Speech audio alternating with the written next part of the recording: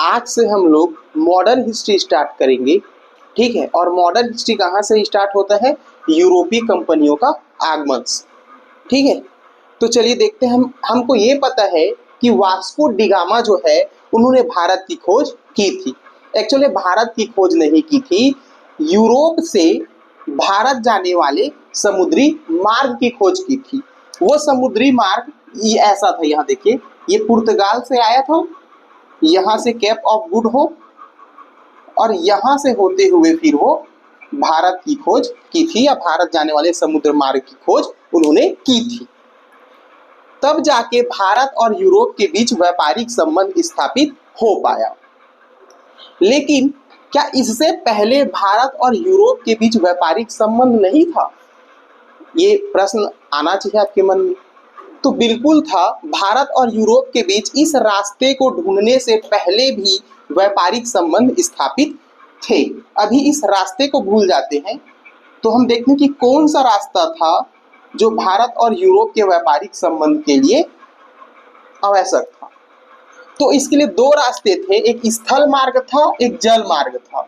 पहले स्थल मार्ग को देखते हैं। स्थल मार्ग देखिए, भारत और यूरोप के बीच व्यापार संबंध के लिए स्थल मार्ग ये वाला रास्ता था।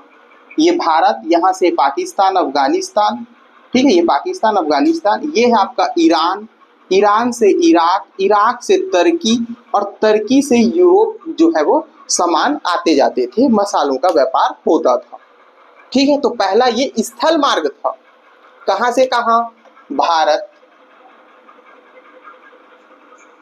भारत से पाकिस्तान, पाकिस्तान से अफगानिस्तान, फिर वहां से जो है ईरान, फिर इराक, और फिर वहां से तुर्की, और तुर्की से फिर एक संधि होती थी, बासपोरस की संधि,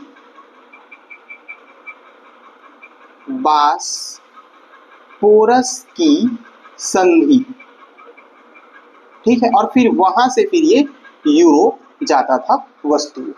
ये बासपोरस की संधि, ये देखिए यहाँ पे यूरोप है, ये यूरोप, यहाँ पर है आपका काला सागर, काला सागर, और यहाँ पे है आपका मरमरा सागर। यहाँ पे तुर्की देख रहे हैं आप, यहाँ पे काला सागर, और यहाँ पर जो क्षेत्र था उसको कहते थे मरमरा सागर, मरमरा सागर। और इन दोनों के बीच एक संधि होती थी, उस संधि को कहते थे बासपोरस की संधि, और इस संधि को पार करते ही हम लोग यूरोप जाते थे। तो एक ये मार्ग था, स्थल मार्ग, जो भारत और यूरोप के बीच व्यापार होता था। एक दूसरा मार्ग भी था, जल मार्ग था। स्थल मार्ग देख लिए हमने, एक जल मार्ग देखते हैं जो यहाँ से होती थी, अरब सागर से।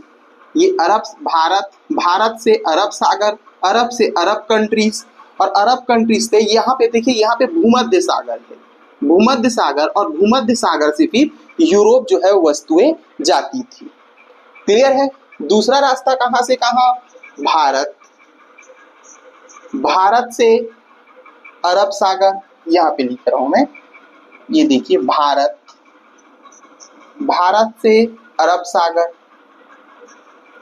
अरब सागर से अरब कंट्री, और वहां से फिर भूमध्य सागर, भूमध्य सागर से फिर यूरोप।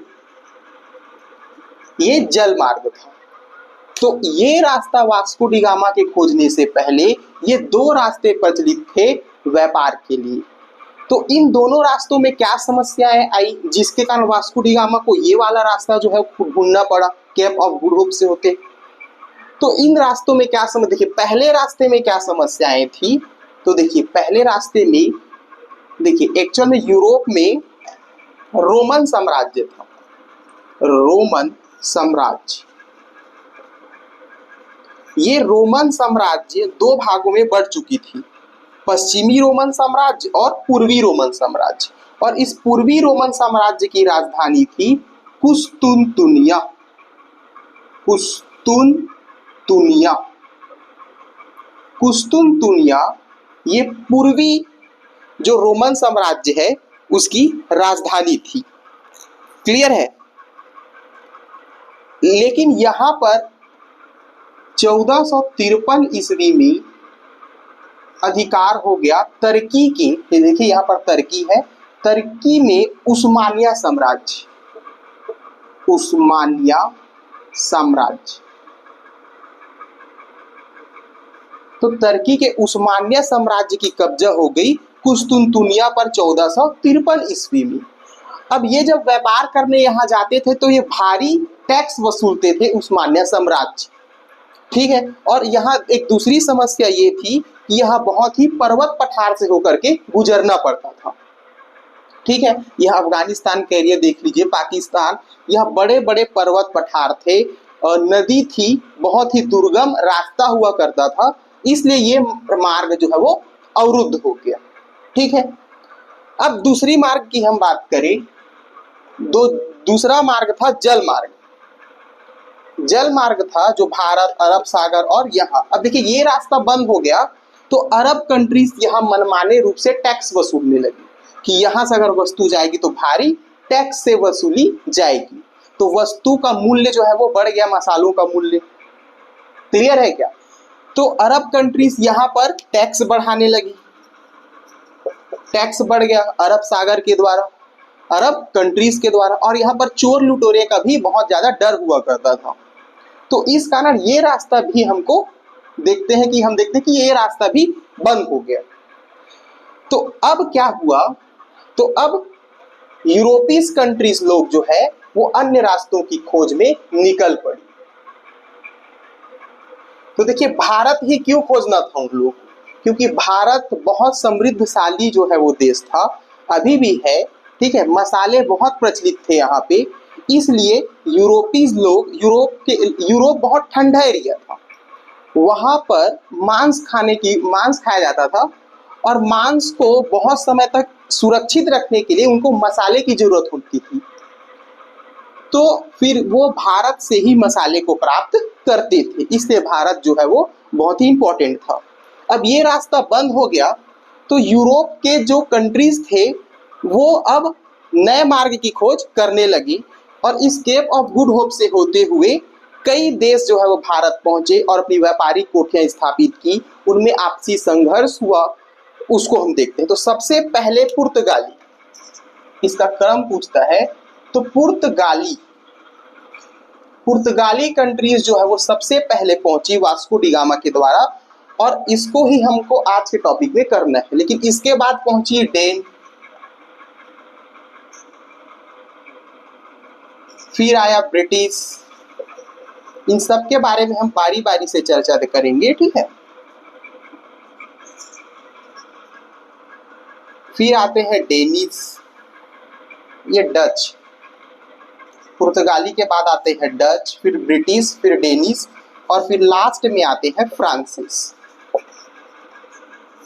तो ये यूरोप के कंट्रीज थे जो केप ऑफ गुड होप से होते हुए अटलांटिक सागर से और अरब सागर से फिर ये भारत आते थे। व्यापारिक कोठियां इन्होंने फिर आके व्यापारिक कोठियां स्थापित की, आपस में लड़े, और सबसे लास्ट में विजय कौन रहा इनमें, तो ब्रिटिश, जिसके हम लास्ट में उपनिवेश बन गए।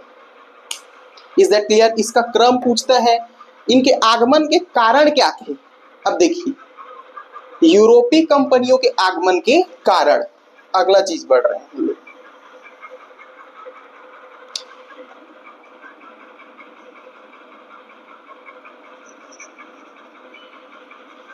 यूरोपीय कंपनियों के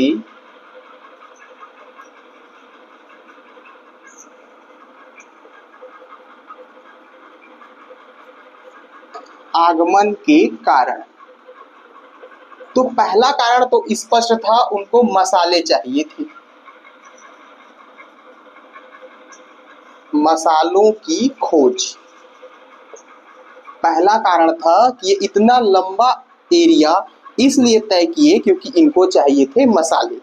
इज दैट क्लियर? दूसरा कारण था ईसाई धर्म का प्रचार, ईसाई धर्म का प्रचार, ठीक है। ईसाई धर्म का प्रचार करना इनका दूसरा उद्देश्य था। तीसरा जो उद्देश्य था वो था अरब व इटली के एकाधिकार को खत्म करना। क्योंकि यहां पर देखिए, यहां पर अरब कंट्रीज बहुत ज्यादा टैक्स दे रही थी और यूरोप में इटली, इन दोनों का एकाधिकार इन मसालों पर बहुत ज्यादा बढ़ गया था। इसलिए इनके एकाधिकार को समाप्त करना जरूरी था, क्योंकि सारी मिठाइयां अकेले ये दोनों मिलके खा रहे थे। ठीक है। अब चौथा कारण ये था साहसिक नाविकों का उदय।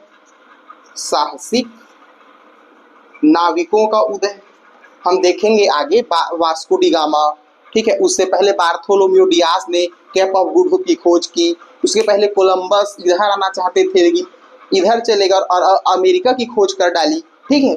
तो साहसिक नाविकों का उदय हुआ। साहसिक नाविकों का उदय, राजाओं द्वारा प्रोत्साहन,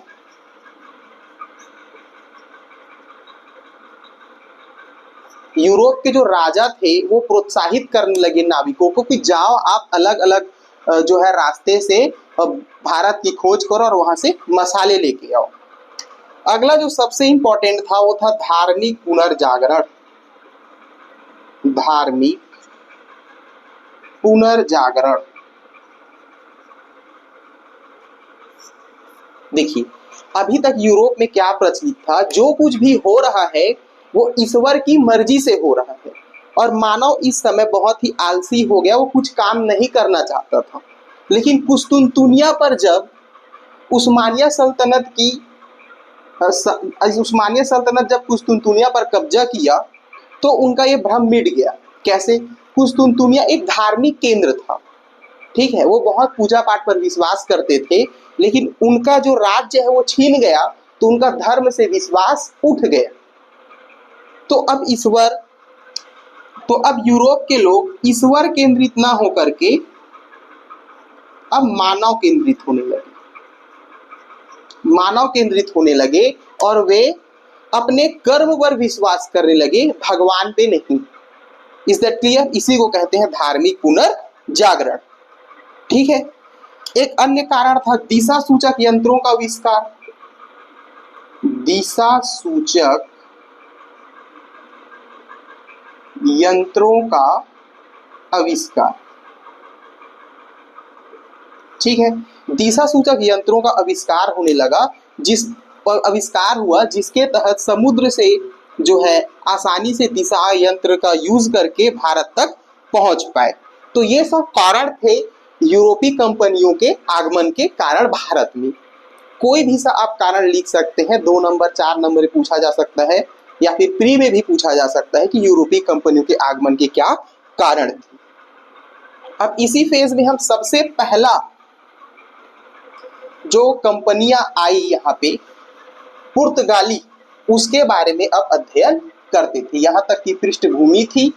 इज दैट क्लियर? हमने देखा कि पहले व्यापार कैसे होता था, फिर यह टैक्स बढ़ा, दुर्गम रास्ता थी इसलिए यह रास्ता बंद हो गया। अब देखते हैं क्या हुआ। ठीक है। अब यूरोप के जो नाविक थे वे ढूंढने लगे भारत को। तो इसी क्रम में सबसे पहले हम लोग देखेंगे बार्थोलोम्यू डियास को। Bartholomew Dias. बार्थोलोम्यू डियास 1488 ईस्वी में जो है यूरोप से निकलता है और उन्होंने केप ऑफ गुड होप तक का रास्ता तय किया। तो केप ऑफ गुड होप की खोज किसने की? बार्थोलोम्यू डियास ने। ये दक्षिण अफ्रीका का ये वाला हिस्सा है जिसको कैप ऑफ गुड होप के नाम से जाना जाता है। तो यूरोप से आगे बढ़े यहाँ तक और फिर ये आगे नहीं जा पाए बार्थोलोम्यू डियास, लेकिन यहाँ तक का नक्शा इन्होंने तैयार कर लिया था।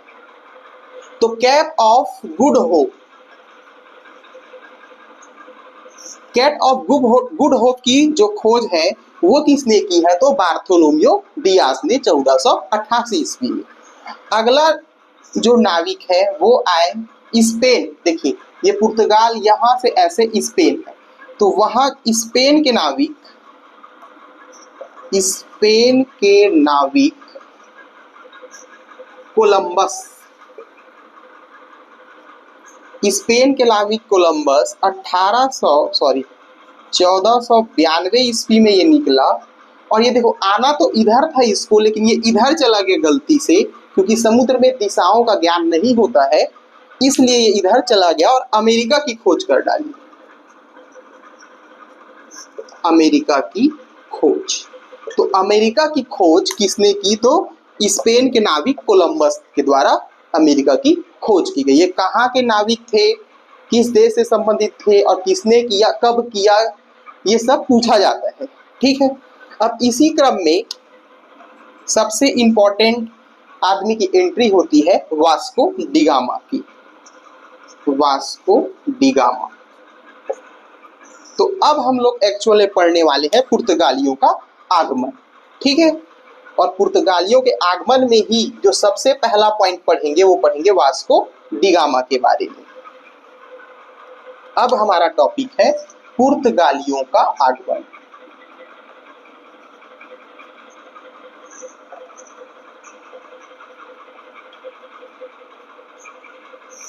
पुर्तगालियों के आगमन के कारण मैंने पहले ही बता चुका हूँ। यूरोप के कंपनियों का आगमन पूछे या पुर्तगालियों के आगमन का कारण पूछे, दोनों का ऑलमोस्ट सेम है कि व्यापारिक कोठियां स्थापित करना, अरब और इटली के जो व्यापारिक एक अधिकार है उसको समाप्त करना और ईसाई धर्म का प्रचार प्रसार करना, ये पुर्तगाली कंपनियों के आगमन के कारण होते हैं। तो सबसे पहले आपको पॉइंट याद रखना है वास्को डी गामा के बारे में। वास्को डी गामा 20 मई 1498 ईस्वी में ये भारत के तट पर पहुंचते हैं। देखिए यहाँ से निकले, पुर्तगाल के नाविक थे। पुर्तगाल यहाँ पे है, ये देख लीजिए, ये यूरोप और यहाँ पे पुर्तगाल, यूरोप का ये कंट्री है पुर्तगाल। यहाँ से ये निकले और केप ऑफ गुड होप गए, लेकिन यहाँ से ये देखिए, ये है केन्या, ये वाला एरिया दिख रहा होगा दक्षिण अफ्रीका में, ये केन्या है। यहाँ से ये रास्ता भटक गए थे। तो एक भारतीय व्यापारी थे अब्दुल मजीद। अब्दुल मजीद की सहायता से फिर ये आगे बढ़ते हैं और केरल के जो कालीकट तट है वहां पर पहुंचते हैं 20 मई 1498 को। केरल के कालीकट तट पर पहुंचे और यहाँ इस समय के राजा कौन थे यहाँ के? तो जमोरिन थे, जमोरिन, जिन्होंने उनका स्वागत किया। ठीक है, और वास्को डी गामा अकेले नहीं आए थे, इसके साथ करीब 150 प्लस यात्री आए थे जहाज में। ठीक है, और ये यहाँ पे आए, मसालों का व्यापार किया और फिर वापस मसाले लेकर के ये वापस यूरोप चला गया। और जो मसाले यहाँ से लेके गए थे वो, और इस यात्रा के दौरान कुल उनको जितना खर्च हुआ उसे 60 गुना अधिक इन्होंने लाभ कमाया। ठीक है, जितना आने जाने में खर्चा हुआ मसाले लेके गए उसे 60 गुना अधिक वास्को डी गामा को इसमें लाभ हुआ। तो अब क्या हुआ? अब अन्य यूरोपीय नाविकों में उत्साह की लहर उमड़ आई कि अब हम भी यहाँ जाके व्यापार करेंगे। Is that clear? तो वास्को डी गामा के बारे में देखा हमने। ठीक है, पहला पुर्तगाली जो है नाविक था, यात्री था, जिसने भारत की खोज किया, भारत के समुद्री मार्ग की खोज की और भारत में पहुंचा और वहां पर व्यापार किया। ठीक है, अगले आते हैं अल्वरेज।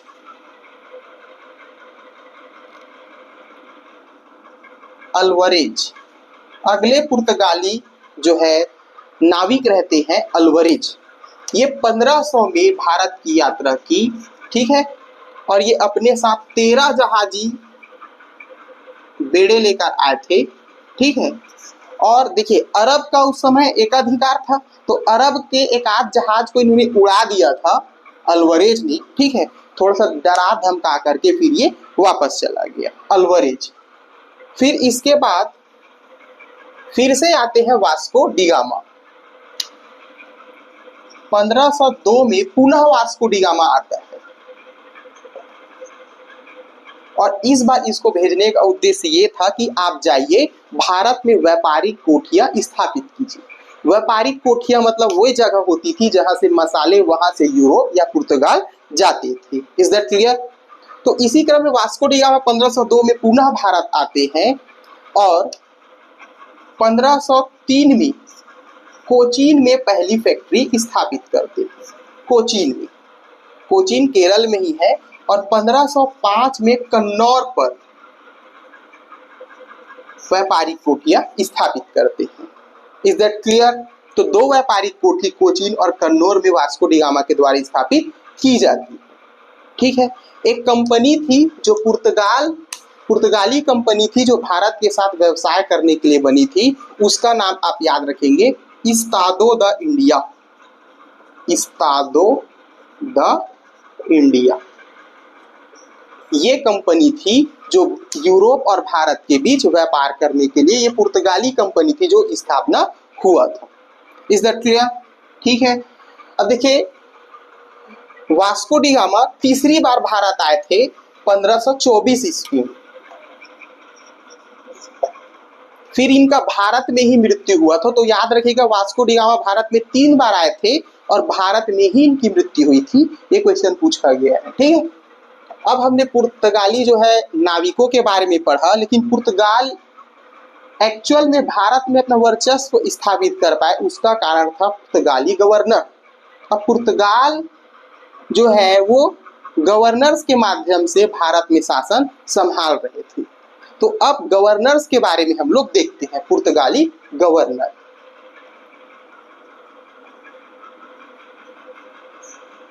पुर्तगाली गवर्नर में जो पहला गवर्नर था वो था डी अल्मीडा। डी अल्मीडा के बारे में देखते हैं। ये पुर्तगाली गवर्नर थे जो 1505 से लेकर के 1509 तक यहाँ पर शासन करते हैं। ठीक है। अब इस बीच ये क्या करते हैं, तो इनका 2 चीज आपको याद रखना है। एक है blue water policy, blue water policy. Blue water policy जिसे शांत जल की नीति भी कहते हैं।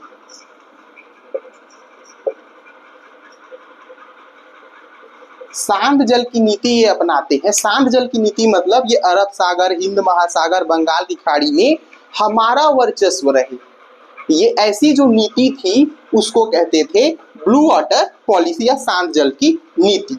अब देखिए इन्होंने 1509 में दीव का युद्ध लड़ा। दीव का युद्ध लड़ा। ठीक है। ये दीव का युद्ध देखो, एक तरफ थे अल्मीडा और अल्मीडा वर्सेस, ये देखिए अब अरब का एकाधिकार था तो अरब के साथ युद्ध होना तो स्वाभाविक था। अरब के साथ यहाँ पर इधर देखेंगे तो मिस्र रहेगा यहाँ पे, और बंगाल के शासक महमूद, गुजरात के शासक महमूद बेगड़ा। कौन कौन थे? अरब, मिस्र और महमूद बेगड़ा। ये तीनों मिलके अटैक करते हैं अल्मीडा के ऊपर या फिर कहे तो पुर्तगाल के ऊपर। ठीक है। इनके बीच लड़ाई होती है यहाँ पे, लेकिन देखिए इसमें अल्मीडा जो है वो जीत जाता है और ये तीनों हार जाते हैं। अब आप ये सोच रहे होंगे कि अरब कैसे हार सकता है, क्योंकि इतने दिनों तक इसका एकाधिकार था, तो कैसे हार सकता है? देखिए अरब के पास आधुनिक हथियार नहीं था। ठीक है। और पुर्तगाल के पास आधुनिक हथियार थे, जिसकी वजह से वो आसानी से ये तीनों को हरा देते हैं। इसे दीव के युद्ध के नाम से जाना जाता है, जो 1509 ईस्वी में हुआ था। तो हमने पहला पुर्तगाली गवर्नर पढ़ा डी अल्मीडा, 1505 से 1509 ब्लू वाटर पॉलिसी लाई, दीव का युद्ध लड़ा था। अब दूसरा पुर्तगाली गवर्नर पढ़ेंगे, इसको मैं रफ कर देता हूं। ठीक है। दूसरा पुर्तगाली गवर्नर था, वे थे अल्बुकर्क। अल्बुकर्क ये 1509 से 1515 तक ये शासन करते हैं और इसको कहा जाता है पुर्तगालियों का वास्तविक संस्थापक। पुर्तगालियों का वास्तविक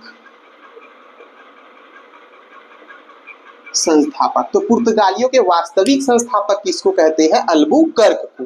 क्यों कहते हैं? क्योंकि इन्होंने बहुत महत्वपूर्ण कार्य किए। इन्होंने पहला काम किया, बीजापुर के शासक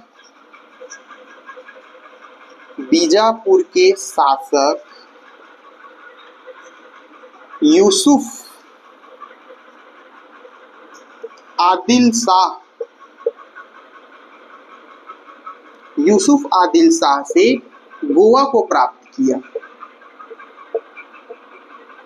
ठीक है, गोवा बाद में चलकर इनके राजधानी बनी। ठीक है, और इन्होंने गोवा को जीता यूसुफ आदिल शाह से। एक महत्वपूर्ण जो है अंत में ये केंद्र बनता है।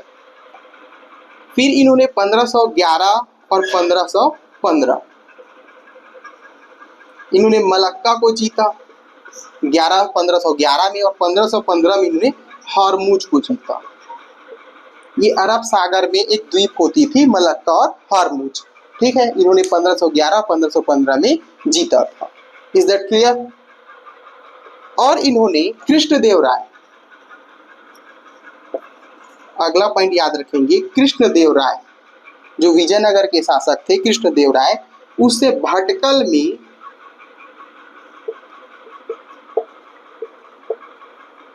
किला बनाने की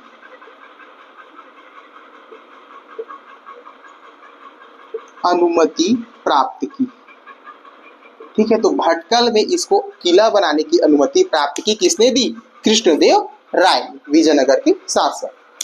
एक सबसे महत्वपूर्ण इसका जो कार्य था वो था विवाह नीति। इन्होंने विवाह नीति अपनाई, जिसके तहत इनका जो नीति था वो ऐसा था कि पुर्तगाली लोगों को, जो पुर्तगाली सेना है, उनको भारतीय महिलाओं के साथ विवाह करने के लिए प्रोत्साहित किया। क्यों ऐसा किया? क्योंकि देखो, विवाह कर लेंगे तो वो इनके रिश्तेदार बन जाएंगे एक हिसाब से, जिससे उनको व्यापार करने में सरलता होगी।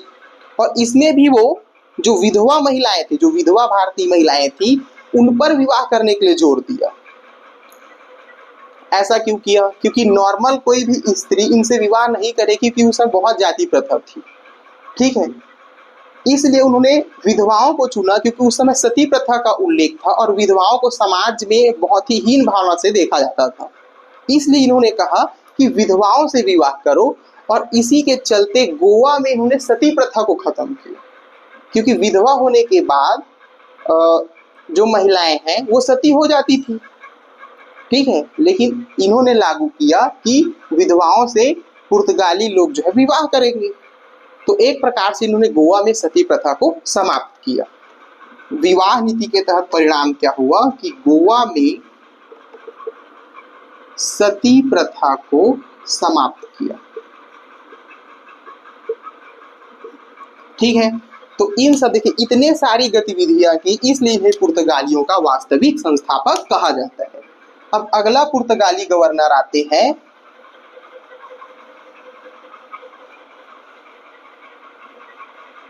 नीनो डी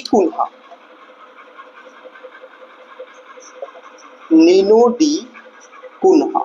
इनके बारे में आपको पढ़ना है। ये 1529 से 1538 तक ये शासन करते हैं, नीनो डी कुन्हा। देखिए, इन्होंने 1534 में बसीन को जीता और 1535 में दीव पर अधिकार कर लिया। देखिए, गुजरात के शासक थे बहादुर शाह। तो बहादुर शाह से मुलाकात करते हैं नीनो डी कुन्हा, और जहाज पर उनकी हत्या कर देते हैं और बसीन पर अधिकार कर लेते हैं, और 1535 में वो दीव पर अधिकार कर लेते हैं नीनो डी कुन्हा। और इन्होंने गोवा को राजधानी बनाई। गोवा को पुर्तगालियों का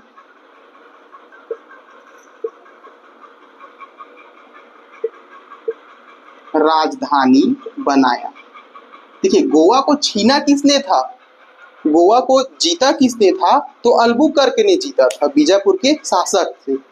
ठीक है, यूसुफादिन शाह से। लेकिन गोवा को राजधानी किसने बनाई? तो निनोडी कुन्हा ने। इससे पहले कोचीन जो है वो राजधानी हुआ करती थी। तो ये हमने पढ़ा निनोडी कुन्हा के बारे में।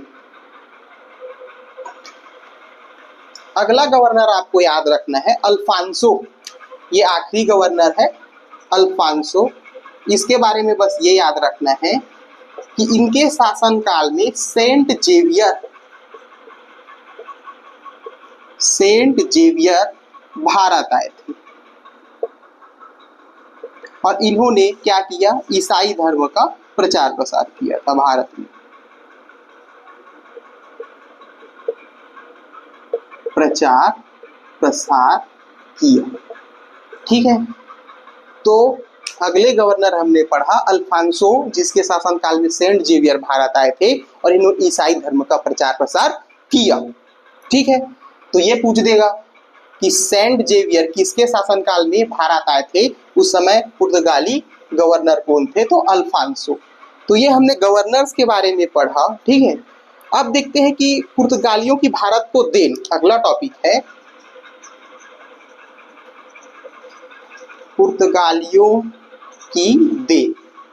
मतलब पुर्तगालियों ने भारत में क्या क्या चीजें विकसित की। तो पहला आपको याद रखना है प्रिंटिंग प्रेस। प्रिंटिंग प्रेस जो है वो पुर्तगालियों की देन थी। गोथिक कला, गोथिक कला का विकास भारत में पुर्तगालियों की। गोथिक कला गुंबदा आकार की होती थी, ऐसे आपने देखा होगा, ठीक है। तो ये है गोथिक कला जो भवन निर्माण से संबंधित थी, ये भी पुर्तगालियों की देन है। अगला लिखेंगे तंबाकू।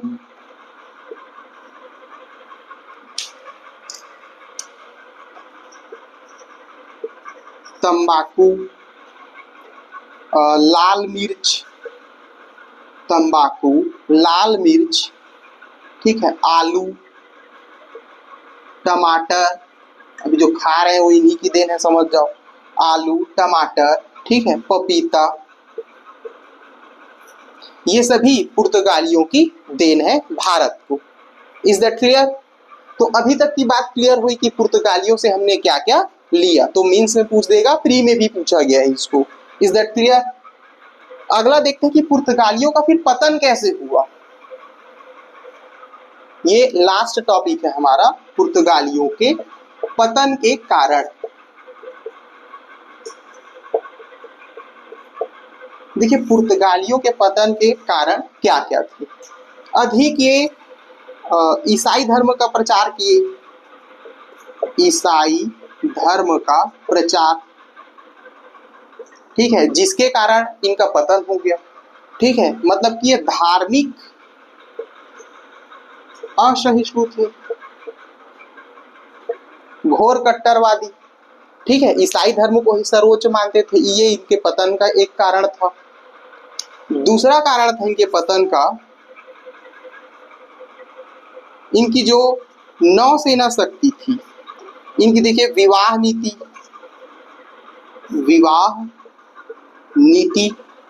इनकी नौसेना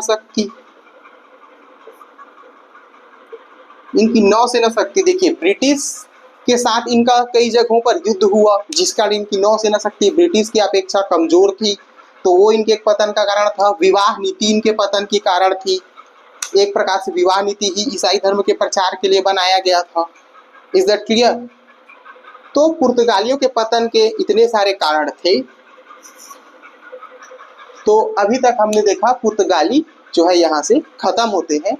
ये आपसे पूछा जा सकता है पुर्तगालियों के पतन के क्या कारण थे। तो ईसाई धर्म का प्रचार, विवाह नीति, नौसेना शक्ति, ये सभी इनके पतन के कारण थे। 2 नंबर में पूछा जा सकता है, ठीक है। और एक महत्वपूर्ण कारण था 1661 में जो पुर्तगाली राजकुमारी थी, उनका विवाह, राजकुमारी का नाम था कैथरीन, इनका विवाह हो गया था ब्रिटिश राजकुमार चार्ल्स द्वितीय के साथ। चार्ल्स द्वितीय के साथ इनका विवाह हुआ और इनको दहेज में बम्बई प्रांत मिल गया। बम्बई प्रांत मतलब पुर्तगाली राजकुमारी का विवाह हुआ ब्रिटिश राजकुमार के साथ, और पुर्तगाली लोग जो है बम्बई प्रांत किसको दे दिए? ब्रिटिश राजकुमार चार्ल्स द्वितीय को। और इन्होंने 1668 ईस्वी में 10 पाउंड वार्षिक किराए पर